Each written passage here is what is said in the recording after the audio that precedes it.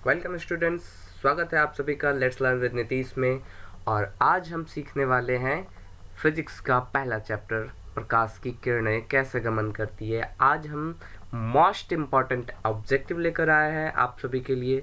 तो चलिए बिना किसी देरी के शुरू करते हैं। तो पहला सवाल है कि प्रकाश की किरणें गमन करती है, इसका क्या आंसर होना चाहिए? सीधी रेखा में, टेढ़ी रेखा में, किसी भी दिशा में, या इनमें से कोई नहीं।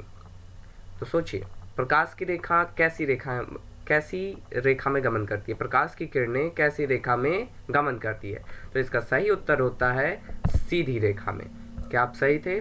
अगर आप सही थे तो एक नोटबुक में इस तरीके से आप लोगों को, या फिर आपके पास अगर इस तरीके का कोई पैड है तो आप इस तरीके से 1 number, 2 number, 3 number, 4 number, 5 number इस तरीके से लिख लीजिए।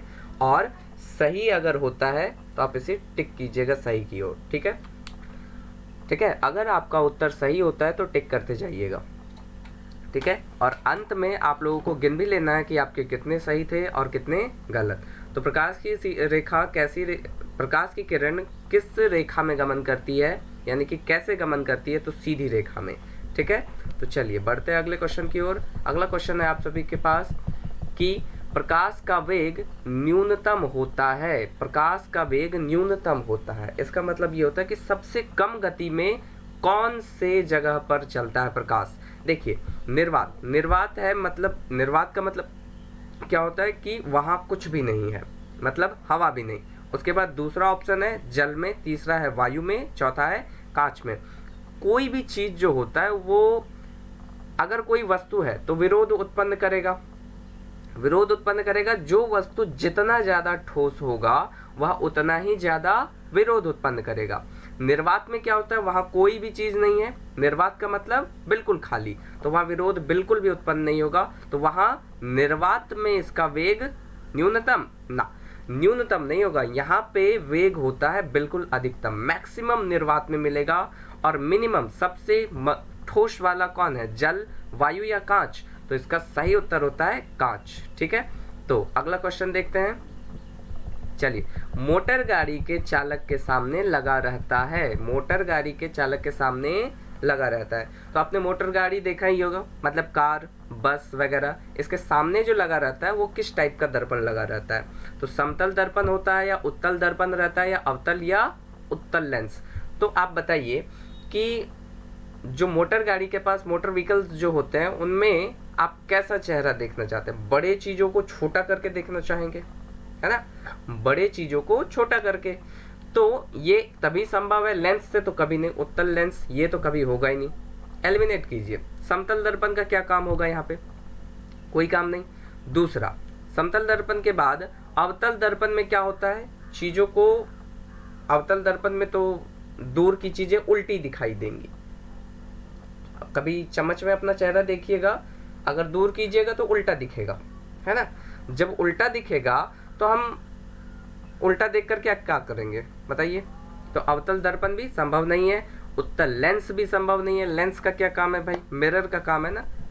उसके बाद उत्तल दर्पण हो जाता है इसका सही उत्तर, क्योंकि उत्तल दर्पण ही हमें सही चित्र दिखाता है, सीधा चित्र दिखाता है, और साथ में यह छोटा भी दिखता है। छोटा देखने के लिए, छोटा की जरूरत इसलिए होती है क्योंकि जब आप छोटा देखिएगा तो बड़े चीजों को छोटे जगह में देख पाइएगा।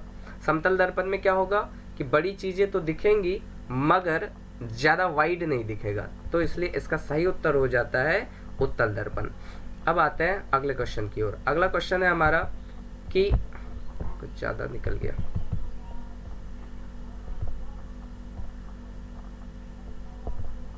चलिए, मोटर व्हीकल वाला हो गया।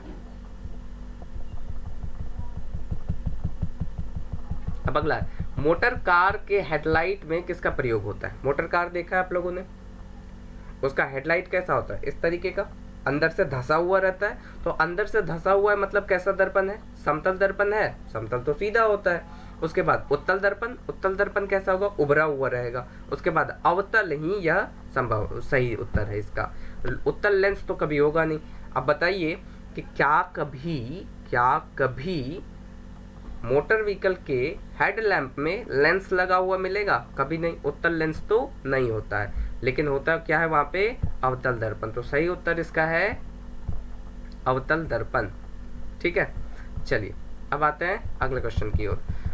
अगला है कि समतल दर्पण द्वारा बना प्रतिबिंब होता है। समतल दर्पण द्वारा बना प्रतिबिंब कैसा होगा? समतल दर्पण में कैसा प्रतिबिंब बनेगा? वास्तविक होगा, काल्पनिक होगा, दोनों होगा, या इनमें से कोई नहीं? तो इसका सही उत्तर है कि काल्पनिक प्रतिबिंब बनता है। कोई भी समतल दर्पण जो होता है उसमें काल्पनिक प्रतिबिंब बनता है। ठीक है,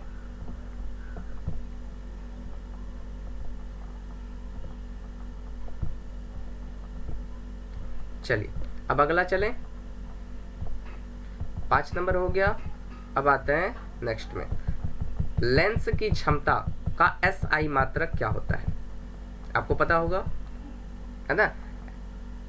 क्या होगा इसका आंसर? चलिए, लेंस का जो क्षमता होता है उसे कैसे मापा जाता है? डायोप्टर, एलुमेन, लक्स या एंगस्ट्रम? तो इसका सही जवाब है डायोप्टर। बिल्कुल सही जवाब है आपका। ठीक है, डायोप्टर ही इसका SI मात्रक होता है। अब प्रकाश की किरणें, बड़ा कर दे ताकि अच्छे से दिखे। प्रकाश की किरणें पथ दर्शाने वाले चित्रों को कहा जाता है। प्रकाश की किरणों का पथ दर्शाने वाले चित्रों को क्या कहा जाता है? तो फोकस तो लेंस या दर्पण का एक डायमीटर देखा जाता है, फोकस। ठीक है, किरण पुंज भी नहीं हो सकता। इनमें से सभी कैसे होगा भाई? तो इसका सही उत्तर होगा किरण आरेख। किरण आरेख आप लोगों ने देखा होगा, इस तरीके की लाइन होती है, सीधी सीधी लाइन, है ना? ऐसे सीधी लाइन होती है और इसमें तीर का निशान बना होता है। तो किरण पथ को दर्शाने के वाले चित्रों को क्या कहा जाता है? कहा जाता है किरण आरेख। चलिए अगला क्वेश्चन 8 नंबर है। 2D क्षमता वाले लेंस का फोकसांतर क्या होगा? 2D क्षमता वाले लेंस का फोकसांतर क्या होगा? तो 2 डायोप्टर क्षमता वाले लेंस का जो फोकसांतर होता है वो होता है 50 सेंटीमीटर। ठीक है, जब आप डिटेल में थ्योरी पढ़िएगा तो उसमें इसका किस तरीके से बनाया जाता है वो बोर्ड पे बताएंगे आप लोगों को।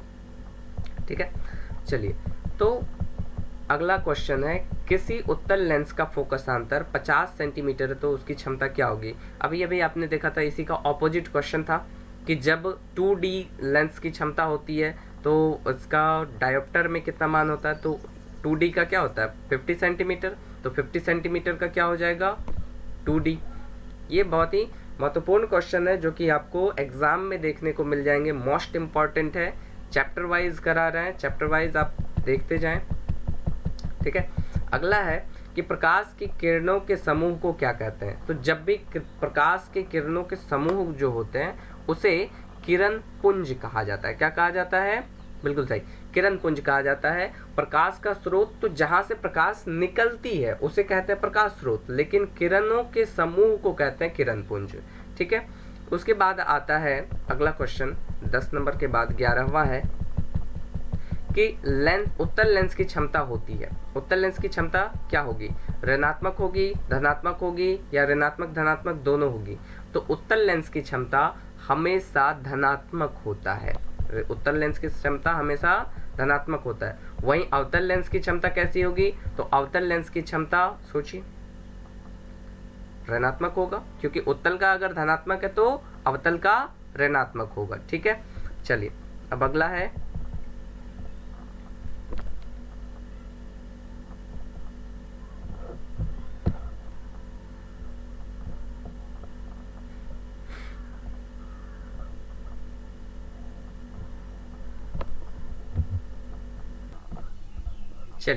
अब अगला है उत्तल लेंस को कहते हैं।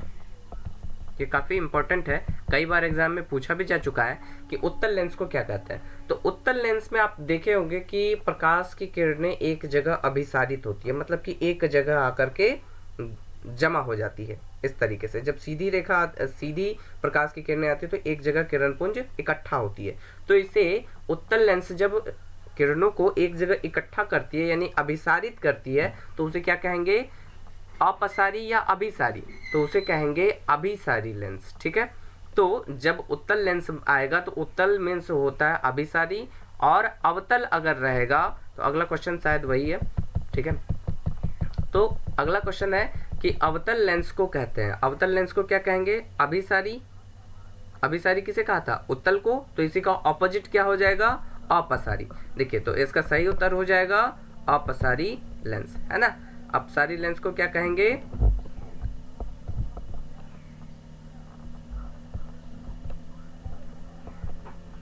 इसका रंग बदल दें,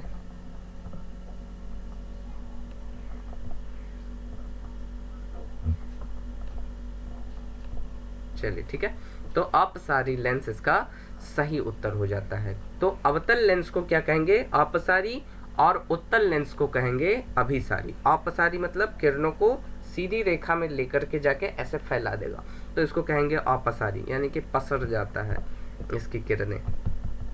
ठीक है, अगला क्वेश्चन है कि निम्न में से कौन सा पदार्थ लेंस बनाने के लिए प्रयुक्त नहीं किया जा सकता है।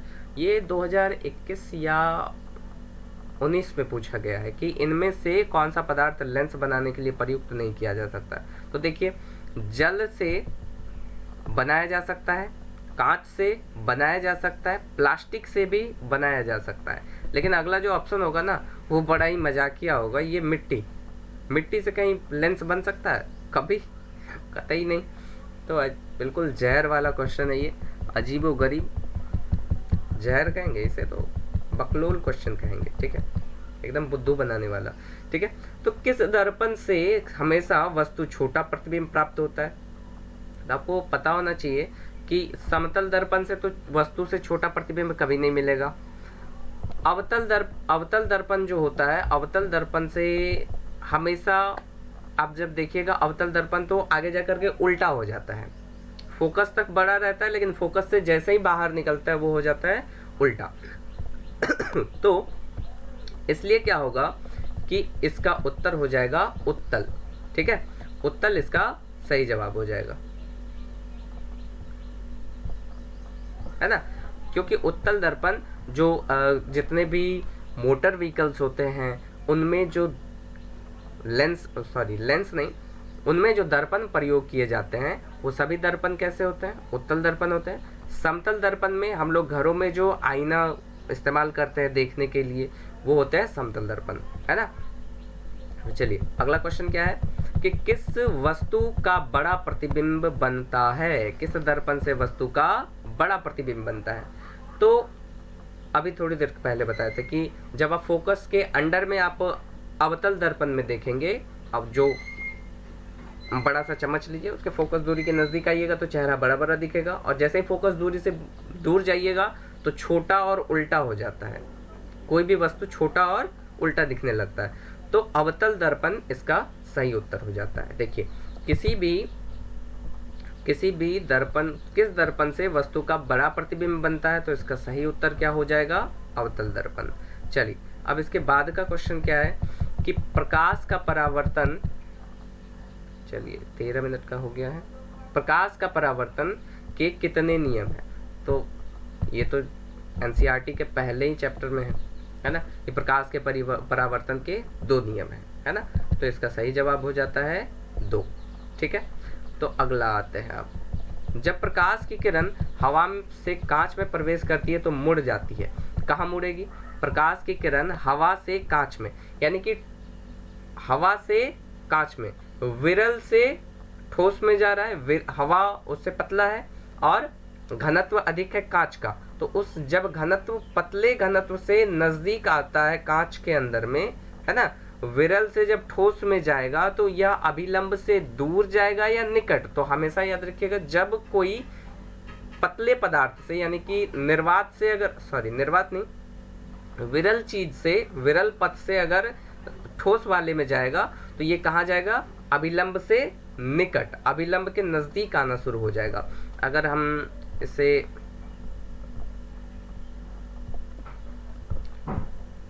अभिलंब से यह निकट की ओर आना शुरू हो जाएगा। तो जरा सा समझने के लिए इसे इस तरीके से देखें कि अगर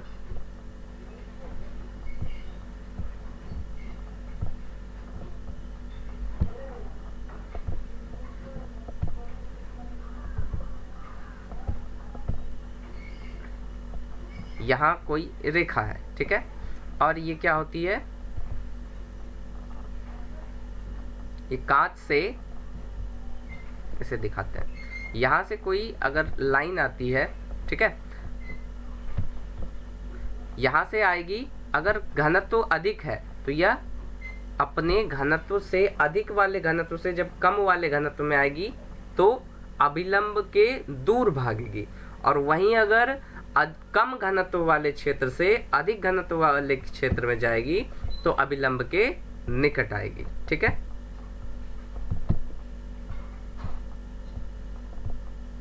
चलिए, उम्मीद है आप लोगों को समझ में आ रहा होगा। अगर दूसरी माध्यम से हम दिखाना चाहें तो इसे ये कहा जा सकता है, ठीक है। चलिए, ये हमारा कांच है, ठीक है, और यहाँ से अगर आ रहा है तो ये अभिलंब हमारा इस तरीके से, ये अभिलंब के नज़दीक की ओर जाएगी, ठीक है। दिख रहा है आप लोगों को, ये अभिलंब के नज़दीक की ओर। अगर यह कांच है, ठीक है, यह कांच है, तो कांच में अगर रेखा आती है यहाँ पे, तो मतलब मेरा कहने का मतलब है किरण अगर आती है तो अभिलंब के नज़दीक होना शुरू हो जाएगी। वहीं अगर उल्टा कर दे तो कांच से रेखा आ रही है और यह क्या हो जाएगी, अभिलंब के, कांच से किरण अगर आएगी और हवा में जाएगी तो क्या हो जाएगा, अभिलंब के दूर जाएगी। बिल्कुल इसी नियम पर पूरा का पूरा चैप्टर चलता है, ठीक है। तो आगे इसका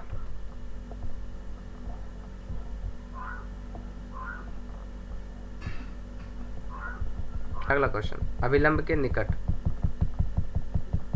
अब है अगला, फोटोग्राफी कैमरा का अभिदृश्यक होता है। फोटोग्राफी का कैमरा का अभिदृश्यक होता है, कैसा, उत्तल लेंस होता है, अवतल लेंस होता है, उत्तल दर्पण होता है, अवतल दर्पण।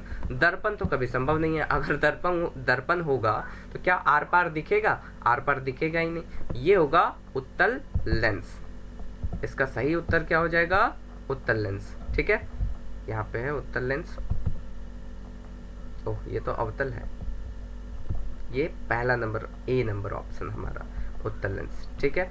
तो चलिए अगले क्वेश्चन की ओर, साइड मिरर के रूप में प्रयुक्त होता है। अभी अभी यही सेम क्वेश्चन था, दूसरे शब्दों में लिखा था कि साइड मिरर का मतलब ये हुआ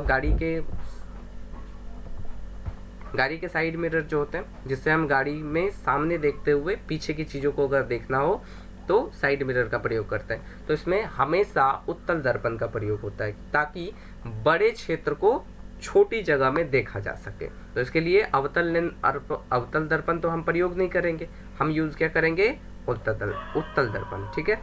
तो चलिए अगला, साइड मिरर के बाद एक अवतल दर्पण की फोकस दूरी 10 सेंटीमीटर है तो उसकी वक्रता त्रिज्या क्या होती है। तो आपको पता होना चाहिए कि कोई भी अवतल दर्पण की फोकस दूरी अगर 10 सेंटीमीटर है तो फोकस का डबल होता है वक्रता त्रिज्या। तो फोकस अगर 10 है तो वक्रता त्रिज्या उसकी डबल 20 सेंटीमीटर। निर्गत किरण एवं अभिलंब के बीच के कोण को कहते हैं। तो निर्गत किरण यानी कि निकलने वाली किरण, उसको कहेंगे निर्गत कोण, है ना। निर्गत किरण और अभिलंब के बीच के कोण को क्या कहेंगे, निर्गत कोण, ठीक है। सरल सूक्ष्मदर्शी में किसका प्रयोग होता है। सरल सूक्ष्मदर्शी में जो सिंपल वाला सूक्ष्मदर्शी होता है जिसको हम लेंस कहते हैं, ऐसे हैंड लेंस में देखा होगा आपने, तो उत्तल लेंस होता है। इससे ज़्यादा बड़ा नहीं पर 2 गुना 4 गुना आवर्धन में आप उसे देख सकते हैं, ठीक है। तो उत्तल लेंस का प्रयोग होता है सरल सूक्ष्मदर्शी में, ठीक है। किस लेंस के द्वारा संपर्क काल्पनिक प्रतिबिंब बनता है, सिर्फ काल्पनिक प्रतिबिंब बनता है। किस लेंस के द्वारा सिर्फ काल्पनिक प्रतिबिंब बनता है। तो इसका सही उत्तर क्या होना चाहिए, तो इसका सही उत्तर होता है अवतल लेंस, ठीक है।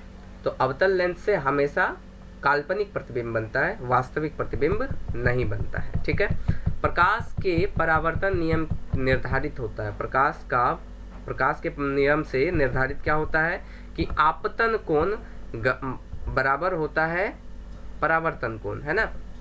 आपतन कोण परावर्तन कोण के बराबर होता है। ठीक है, आपतन कोण परावर्तन कोण बराबर होते हैं। ठीक है, परावर्तन कोण अपवर्तन कोण के बराबर होते हैं। ठीक है,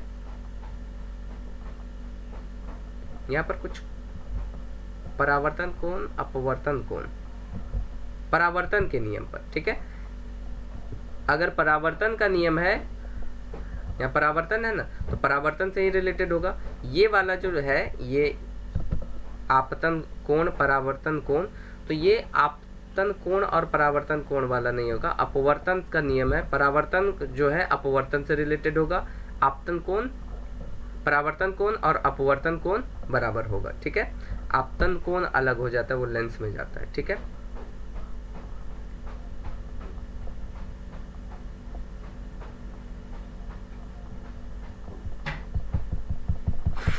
चलिए अगला है कि काल्पनिक प्रतिबिंब होता है। काल्पनिक प्रतिबिंब कैसा होता है? तो काल्पनिक प्रतिबिंब हमेशा सीधा होता है और वास्तविक प्रतिबिंब कभी सीधा और कभी उल्टा दोनों हो जाता है। तो सही उत्तर इसका क्या हो जाएगा? सीधा, है ना।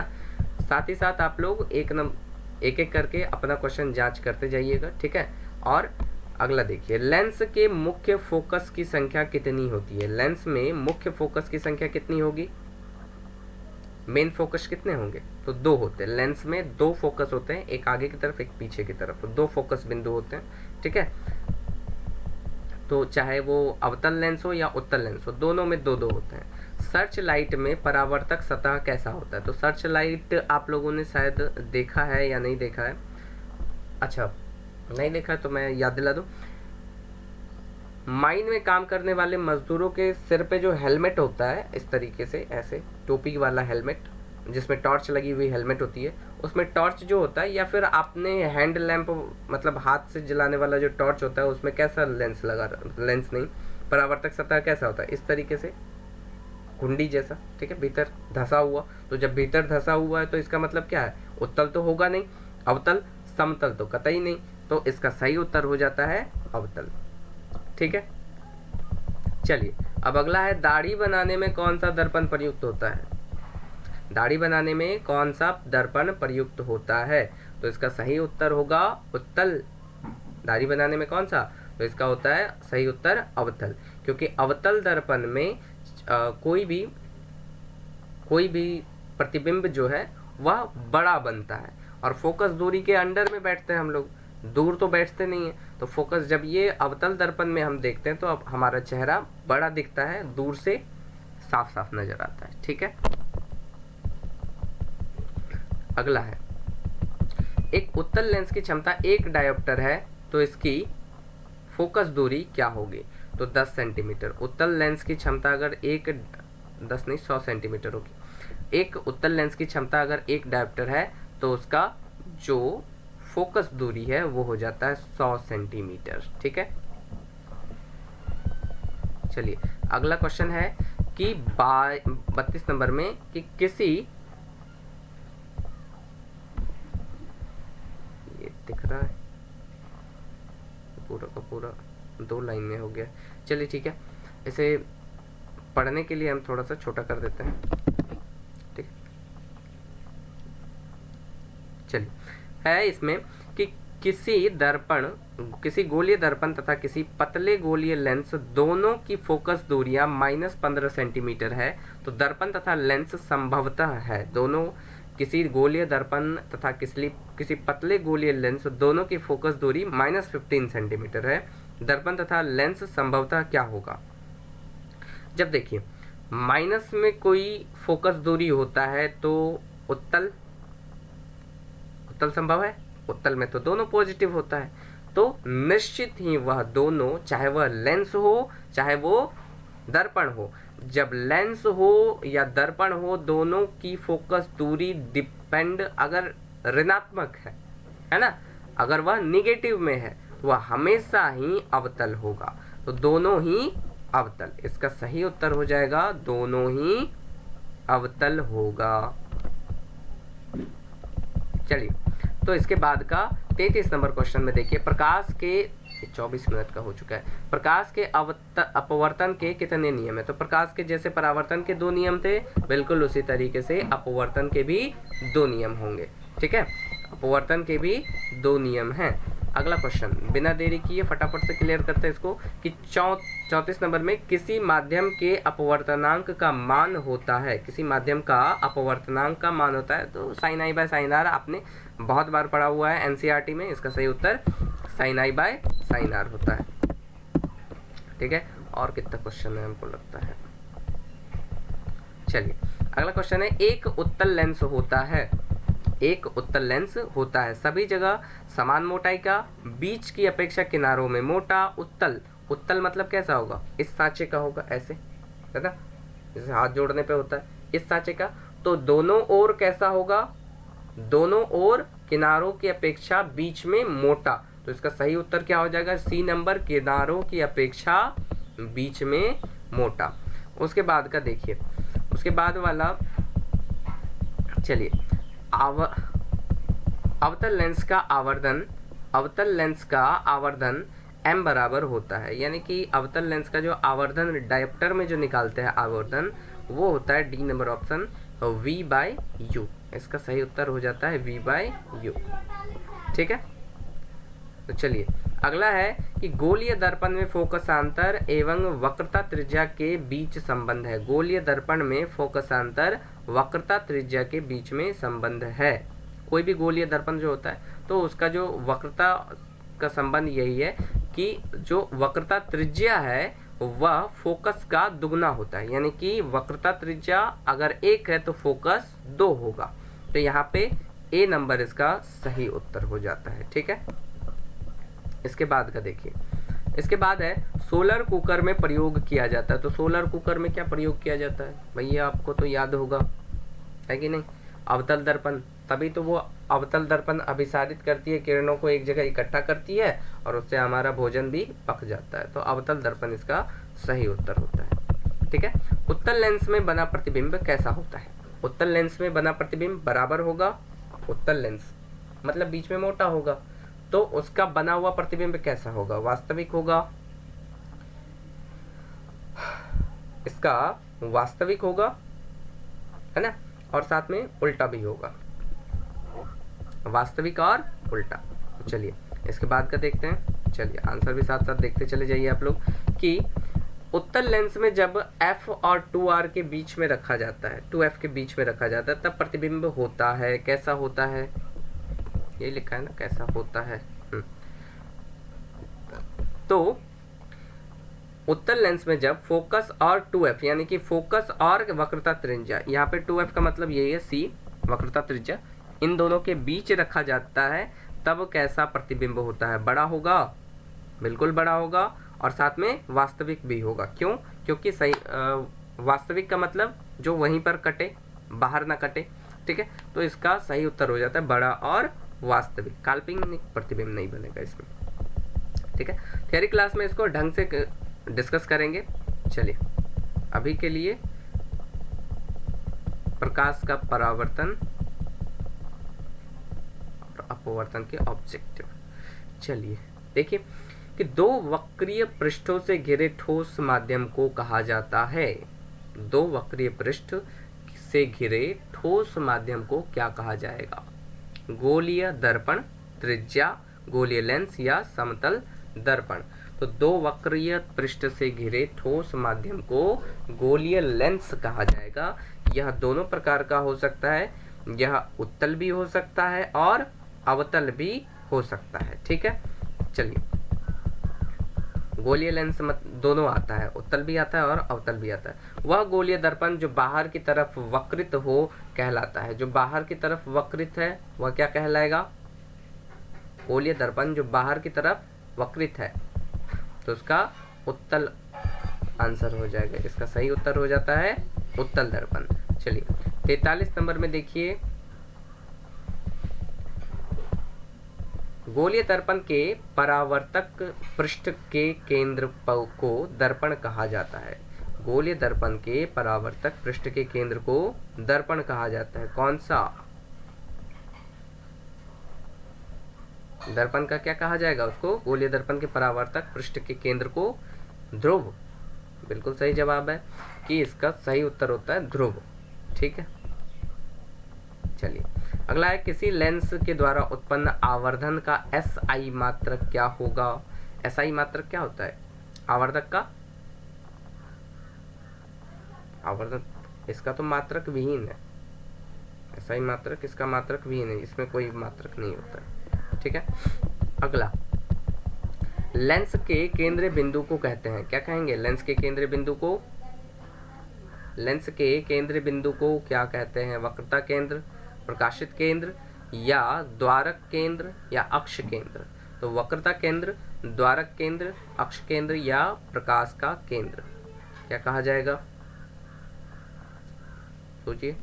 तो इसका सही उत्तर है प्रकाशिक केंद्र। ठीक है, अगला है, किसी शब्दकोश में पाए गए छोटे अक्षर को पढ़ते समय कौन सा लेंस लेना पसंद करेंगे?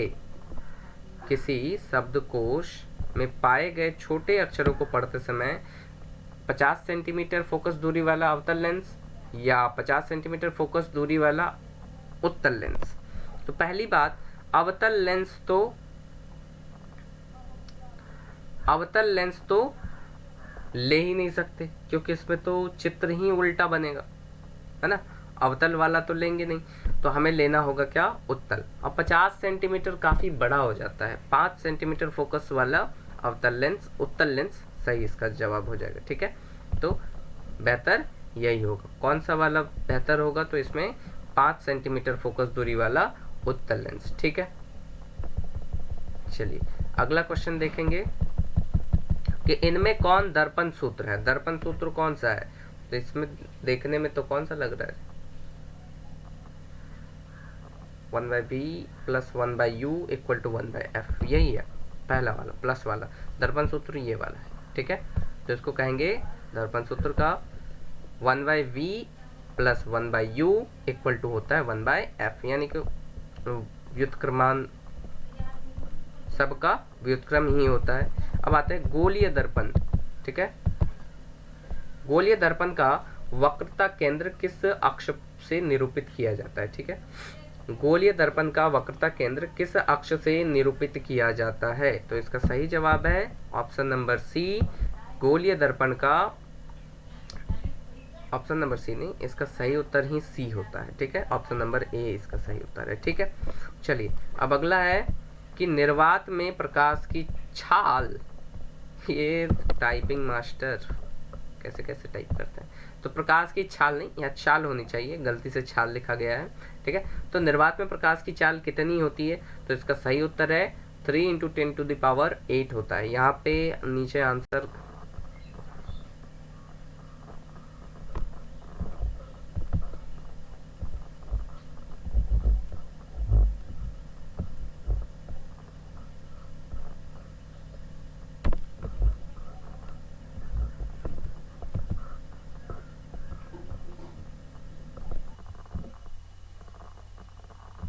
चलिए, तो अगला है, तो निर्वात में प्रकाश की चाल कैसी होगी? तो निर्वात में प्रकाश की चाल 3 × 10⁸ मीटर प्रति सेकंड होता है। अगर यह लाख में होता तो 3 लाख किलोमीटर प्रति सेकंड होता है। ठीक है, मीटर में है तो यहाँ 3 × 10⁸ हो जाएगा। ठीक है, तो अगला क्वेश्चन है कि दंत विशेषज्ञों के मरीजों के दांत बड़ा प्रतिबिंब देखने के लिए किस दर्पण का उपयोग करते हैं? किस दर्पण का उपयोग करते हैं? तो अगर दर्पण की बात की जाए, अगर दर्पण से देखेंगे तो कैसा देखेंगे? बड़ा देखने के लिए अवतल, और वहीं अगर लेंस की बात करी जाएगी तो लेंस के लिए उत्तल लेंस। अगर लेंस होगा तो सही जवाब इसका उत्तल हो जाएगा, और अगर दर्पण होगा तो सही जवाब हो जाएगा अवतल दर्पण, क्योंकि अवतल दर्पण में बड़ा दिखता है, और लेंस अगर होगा तो उत्तल लेंस में बड़ा दिखता है। ठीक है, तो अगला क्वेश्चन में आते हैं। ठीक है,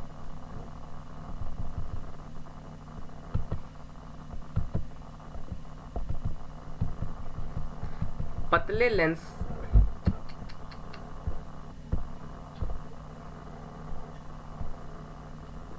निर्वात में प्रकाश की चाल, ये तो हो चुका हमारा। अगला क्वेश्चन, दंत विशेषज्ञ भी हो गया। चलिए, पतले लेंस का आवर्धन क्षमता होता है कम या अधिक? तो जितना पतला होगा आवर्धन क्षमता कम होगी, लेकिन वहीं अगर पतले लेंस की फोकस दूरी अगर कही जाएगी तो फोकस दूरी अधिक होती है। ठीक है, फोकस दूरी अधिक होगी,